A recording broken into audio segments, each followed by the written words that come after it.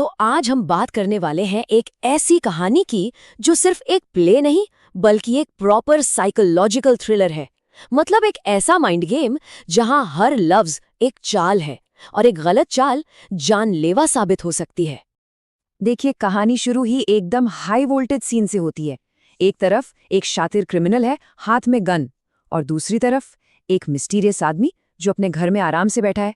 बस यहीं से शुरू होता है दिमाग का असली खेल। तो सीन है एक सुनसान से कॉटेज का, जहां एक प्ले राइट रहते हैं, जेरार्ड, अकेले।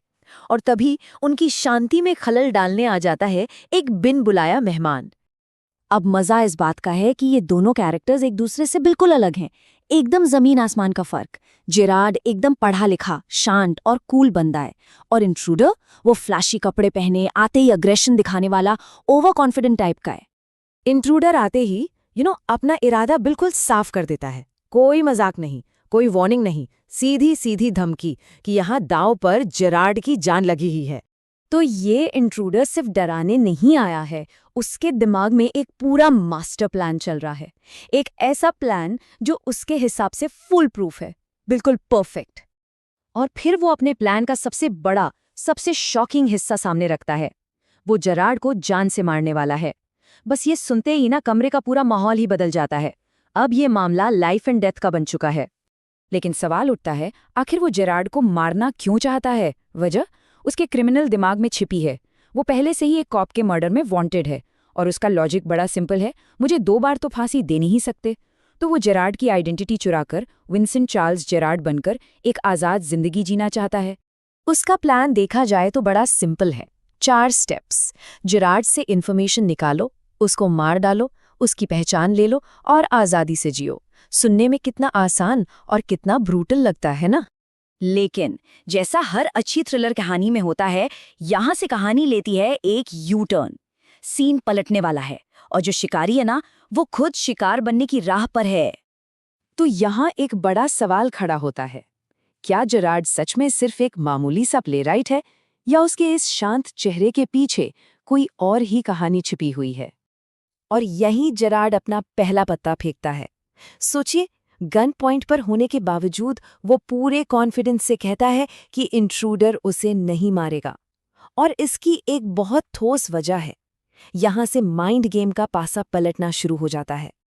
अब शुरू होता है जेरार्ड का काउंटर अटैक। वो अपनी खुद की एक ऐसी कहानी बुनना शुरू करता है कि इंट्रूडर सोचने पर मजबूर हो जाता है कि भाई, असली प्लेयर, असली मिस्ट्री मैन आखिर है कौन?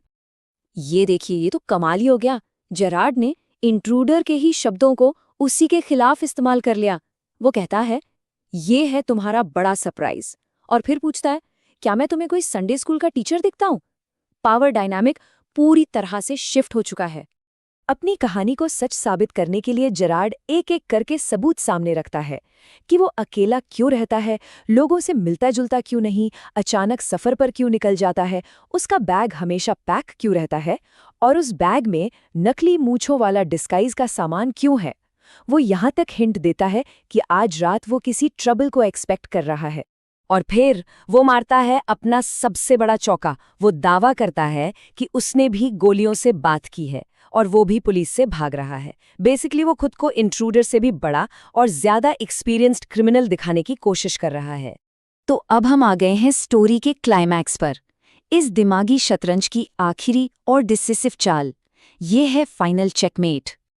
और अचानक फोन की घंटी बजती है। कौन हो सकता है? पुलिस? इंट्रूडर का शक अब यकीन में बदलने लगता है। जेरार्ड इस मौके को हाथ से जाने नहीं देता। वो घबराहट का नाटक करते हुए इंट्रूडर से कहता है, जल्दी करो, वो हमारे पीछे हैं, यहाँ से सीधे गैराज की तरफ भागो। वो उसे बचने का रास्ता दिखा रहा है। जाल बिछ चुका है। इंट्रूडर को लग रहा है कि वो बचकर निकल रहा है, लेकिन असल में वो जेरार्ड के बिछाए जाल में और गहरा फंसता जा रहा है। और फिर एक झटके में स्लैम, खेल खत्म।